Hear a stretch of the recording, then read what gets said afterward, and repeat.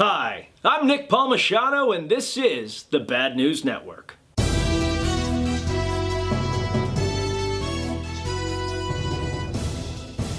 President Trump has nominated handbag designer Lena Marks to be the ambassador to South Africa. Many people across both aisles have attacked the fashion mogul and Mar-a-Lago member for being unqualified, despite the fact that she was born and raised in South Africa. But the president assures us that she will be clutch.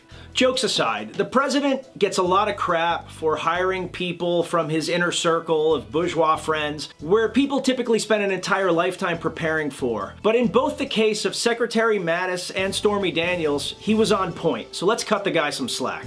UMass Amherst professor Warren Blumenfeld has recommended in an op-ed that protesters that are particularly committed be awarded veteran status. Makes sense to me, they certainly bitch enough.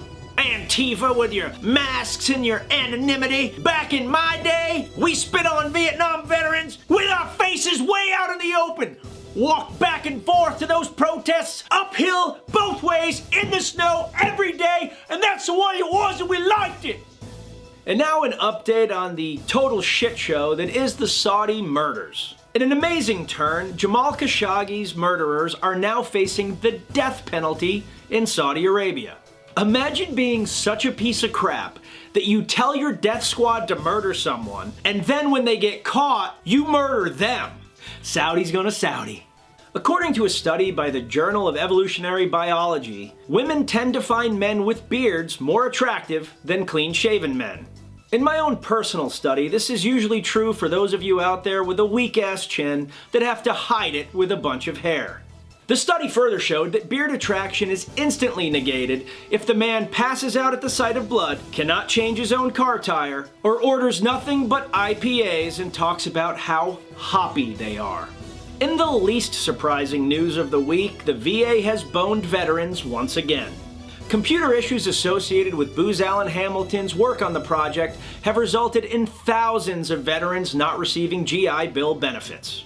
While many colleges are working with veterans on their tuition payments, some colleges, allegedly including Columbia University, are not allowing these students to apply for classes. A failure this big is never any one person's fault. But you know the undersecretary is not taking this one on the chin, and all these guys need that sweet, sweet Booz Allen money after they leave public service, so they need a patsy. And that patsy is Robert Worley. Robert Worley's title is so big that I'm going to read it off this piece of paper. Robert Worley is the Executive Benefits Director of Education Services in the Veterans Benefits Administration. That title's just too big to keep your job, sir. But yes, it's a good thing that Worley is going on his way, because it's most likely the case that the only guy involved in this whole thing with a lifetime of service to the nation in uniform is the guy that wanted to screw over a bunch of veterans. In politics, Nancy Pelosi's leader position is under fire by her own party, despite the fact that she just led a fractured caucus to a victory in the midterm elections, and she has time and time again proven that she is one of the only people to get the respect of President Donald Trump.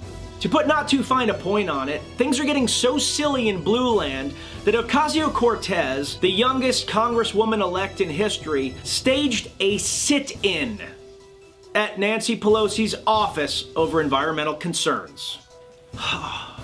If only there was a place where Ocasio-Cortez could meet up with a bunch of people, say 434 others, discuss all these issues, and I don't know, I'm just spitballing here, vote on them. It's too crazy, it'll never work. Better to just protest like a college kid, right? Anyway, back to Pelosi. Like her or hate her, as many people do, she has repeatedly shown a significant acumen for both fundraising and controlling a very fractured caucus. I mean, think about it. She has politicians in her party that range from moderates that could just as easily be Republicans as Democrats to 20-something women who believe that we need to immediately impeach President Trump, impeach Kavanaugh, provide free health care for everyone, provide free college for everyone, provide housing as a universal right, and lest we not forget, at least a week's worth of fairy dust for every American citizen. Who the heck wants to lead that group? If Pelosi gets ousted, the Democratic Party could move very quickly from being a team of rivals to being a total clown car. And now we cut to special news correspondent Tim Kennedy to discuss the Caravan moving from Central America through Mexico to the United States border. Tim Kennedy reporting live from the Austin Bergstrom Airport. We are looking for the migrant caravan moving north from Central America, and they're not here. I don't see them, and I'm gonna go work out. Back to you, Nick. Thanks, Tim. I don't see them either, but I can see Russia from here. Hopping over the pond to London, England, everything is sound as a Actually, the pound completely crashed this week upon news of hearing about Theresa May's Brexit deal. 4 ministers have resigned in protest, and the EU has essentially stated this is the best deal the UK is going to get. Well, mates, no matter how bad it gets, rest assured that we support you. Sit down, have a cuppa, and think about the 2 things you're best at: boiling things and dentistry.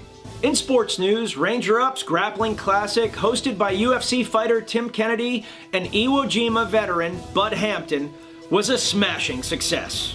Without any bias, it's possible it was the greatest jiu-jitsu competition in the history of mankind. Tens of thousands of dollars were raised for the Orange County Veterans Memorial, and a great time of simulating murder was had by all.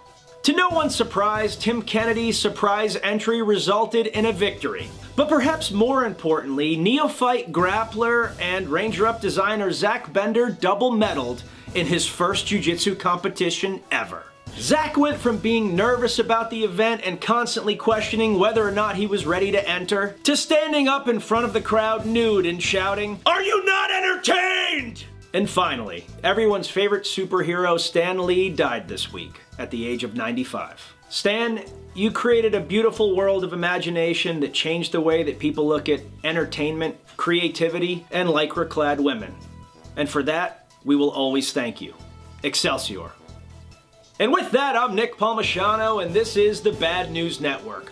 Our news is at least as bad as the news you're getting already, and Tom and I just got back from a 4-day non-stop photo shoot with Tim Kennedy, blowing stuff up, shooting things. We got right off the plane, came here and shot the news, and Tom is starting to get a little creepy.